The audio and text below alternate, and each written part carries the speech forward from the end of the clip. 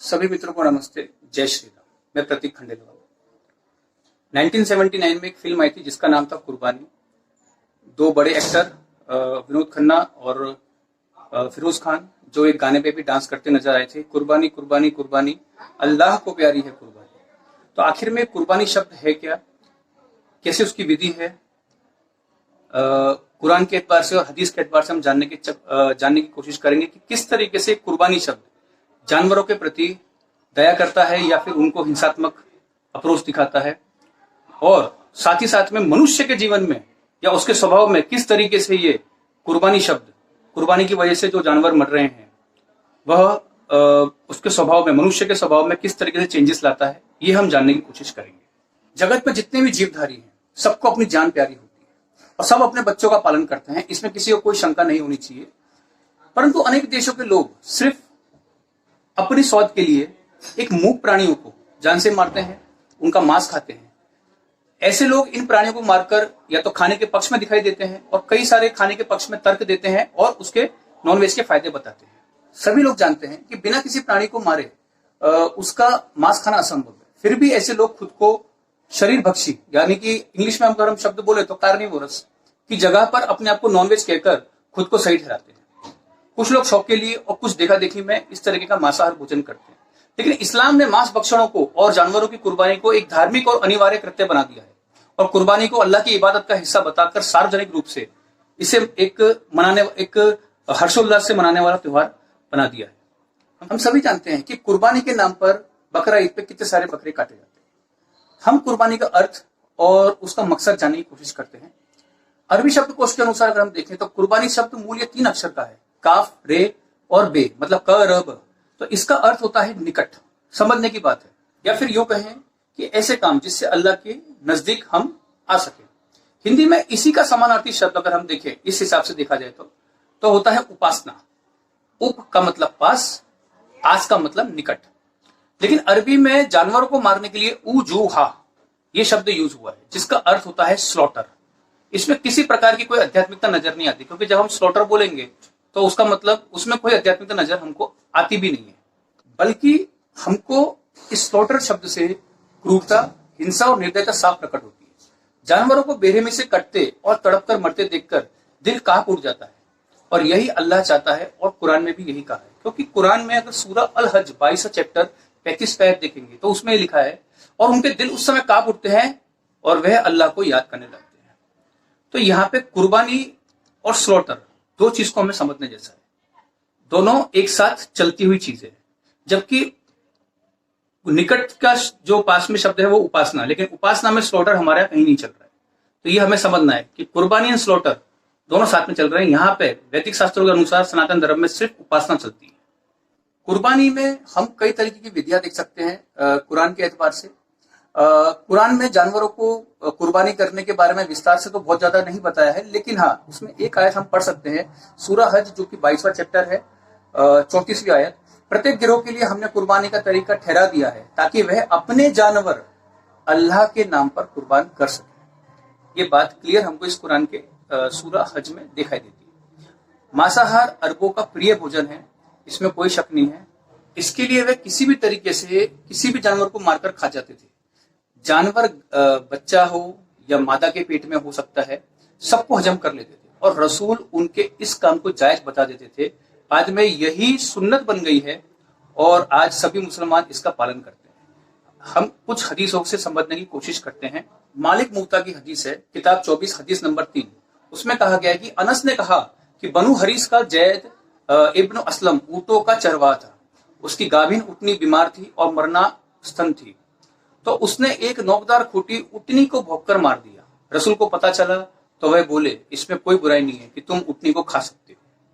उसी तरीके से मालिक मुता किताब 24 की हदीस नंबर 4 ये कहती है कि याहया ने यह कहा कि इब्न अल साद की गुलाम लड़की मदीने के पास साल नाम की जगह पर भेड़े चरा रही थी और एक भेड़ बीमार होकर मरने वाली थी।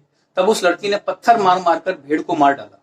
रसूल ने कहा, इसमें कोई बुराई नहीं है, तुम ऐसा कर सकते हो। मैं आपको चैलेंज के साथ बोलता हूं, इस तरीके की बातें वैदिक शास्त्रों में आपको कहीं भी नहीं दिखाई देगी। तो इस तरीके से जानवरों को मारने की अलग अलग विधियां बताई हैं, जिसको और ये सब विधियां उन्होंने बताई है कि जिसको ये दुनिया रहमत कहती है कि भाई ये रहमत वाले हैं, रहमत दिल के। और अब किस किस तरीके से खाएं, हम थोड़ा इस पे भी ध्यान देख लेते हैं। इन हदीसों को पढ़कर हमको कुछ लोगों की याद आएगी जो हमारे हम बोलते थे दैत्य दानव। ये आपको डिसाइड करना है कि ये दैत्य का काम है या दानवों का काम है। मालिक मुत्ता किताब नंबर 24 7 की नंबर की हदीस ये बोलती है कि याह्या ने कहा कि एक भेड़ ऊपर से गिर गई थी और उसका सिर्फ आधा शरीर ही हरकत कर रहा था, लेकिन वह आंखें झपक रही थी।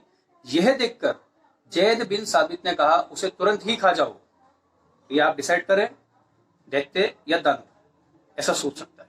मालिक मुत्ता की किताब 24 हदीस नंबर 8 और 9 कहती है, अब्दुल्ला इब्न उमर ने कहा कि जब एक ऊँटनी को काटा गया तो उसके पेट में पूर्ण विकसित बच्चा था जिसके बल भी उग चुके थे, और जब ऊँटनी के पेट से बच्चा निकाला गया तो काफी खून बह चुका था और बच्चे का जो दिल है वो तब भी धड़क रहा था। तब सईद इब्न अल मुसैयब ने ये कहा कि माँ की हालत से बच्चे को हालत भी माना जाना चाहिए, इसलिए तुम इस बच्चे को माँ के साथ खा सकते हो। उसी तरीके से हम ये देखते हैं कि मालिक मुत्ता की किताब 23 में हदीस नंबर 4 में लिखा है, अबू बुर्दा ने रसूल से कहा कि अगर मुझे जानवर का केवल एक ही ऐसा बच्चा मिले तो बहुत ही छोटा और दूध पीता हो। रसूल ने कहा ऐसी दशा में जब बड़ा जानवर ना मिले तो तुम बच्चे को भी काटकर खा सकते हो। तो इस तरीके से प्राणी हिंसा जायज बताई है कुर्बानी के नाम पर। तो इस तरीके से हमने देखी कि किस तरीके से कुर्बानी की विधियां अलग अलग तरीके से बता रखी है और जायज बता रखी है, तरीके बता रखे हैं। अब हम थोड़ा देखेंगे कि कुर्बानी के आदेश और तरीके किस तरीके से हैं।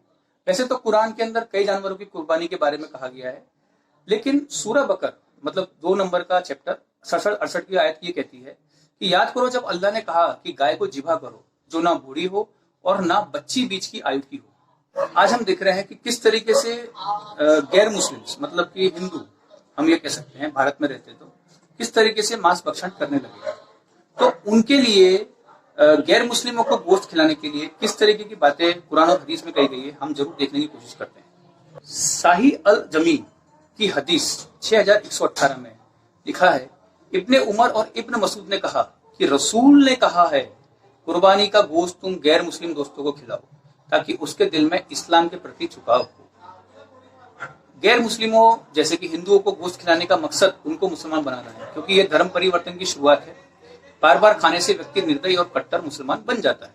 और ये एक सत्य हकीकत हम देख सकते हैं कि आज वेजिटेरियन लोगों के मुकाबले नॉनवेज वाले व्यक्ति ज्यादा मुसलमानों के प्रति समर्पित होते हैं, उनके साथ रहते हैं, उनकी बातों में हाँ करते हैं।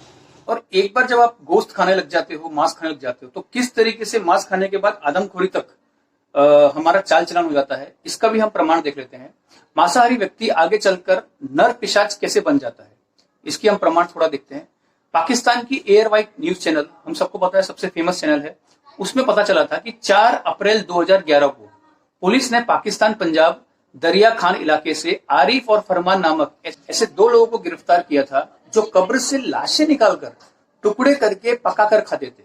ये परिवार सहित 10 साल से ऐसा कर रहे थे। 2 दिन पहले ही नूर हसैन की 24 की बेटी सायरा परवीन की मौत हो गई थी। फरमान ने लाश को निकाल लिया जब वे आरिफ के साथ सायरा को कटकर पका रहा था, तब ही पकड़ा गया था। तो पुलिस ने देंगची में लड़की के पैर बरामद किए। इन पिशाचों ने खुद कबूल किया कि हमने बच्चे और कुत्ते भी इसी तरीके से खाए हैं। तो सोचिए कि गोश्त खाते खाते किस तरीके से नर बख्शी तक हमारा सफर आदमखोरी तक पहुंच जाता है। उसी तरीके से हम देखते हैं कि किस तरीके से हलाल से हराम तक का सफर कुर्बानी के नाम पे होता है। खाने के लिए जितने भी जानवर मारे जाते हैं उनका कुछ हिस्सा ही खाया जाता है, बाकी का कई तरीके से इस्तेमाल करके लोगों को खिला दिया जाता है। इसके बारे में ही पाकिस्तान की एक दुनिया न्यूज है, उसकी समन खान ने पाकिस्तान के लाहौर स्थित बाबू साबू नाले के पास बकर मंडी की स्लॉटर हाउस का दौरा किया था। तब उन्होंने वहां पे मालूम पड़ा कि वहां पर गधे, कुत्ते, चूहे जैसे सभी मरे जानवरों की चर्बी निकालकर घी बनाया जाता है। यही नहीं, होटलों में खाए गए गोश्त की हड्डियों को गर्म करके उसका भी तेल निकालकर पीपों में भरकर बेच दिया जाता है, जिसे जलेबी, कबाब, समोसे आदि तलने के लिए प्रयोग किया जाता है। खून को सुखाकर मुर्गियों की खुराक बनाई जाती है, फिर इन्हीं मुर्गी को खा लिया जाता है और आंतों में कीमा भर के बर्गर भी बना के खिलाया जाता है। तो ये एक सत्य हकीकत हमको पाकिस्तान के न्यूज चैनल के द्वारा ये जानने को मिलती है कि किस तरीके से हलाल से हराम तक का सफर भी कुर्बानी के नाम पे किया जाता है। तो हम सभी लोगों को यही फैसला करना होगा कि उन्हें वापस शाकाहारी बनकर, शक्तिशाली, बलवान, निर्भय और जीवों के प्रति दयालु बनकर देश और विश्व की सेवा करना है, या धर्म के नाम पर या दूसरे किसी कारणों से प्राणियों को मारकर खाके हिंसक, क्रूर, निर्दयी, सर्वभक्षी पिशाच बनकर देश और समाज के लिए संकट पैदा करना है। ये डिसाइड हमको करना पड़ेगा खुद। दूसरे धर्मों के लोग ईश्वर को प्रसन्न करने और उसकी कृपा प्राप्त करने के लिए कठोर तपस्या करके खुद को कष्ट देते हैं, लेकिन इस्लाम में बेजुबान जानवरों को मारकर अल्लाह को खुश किया जाता है और इसी की इबादत या बंदगी माना जाता है।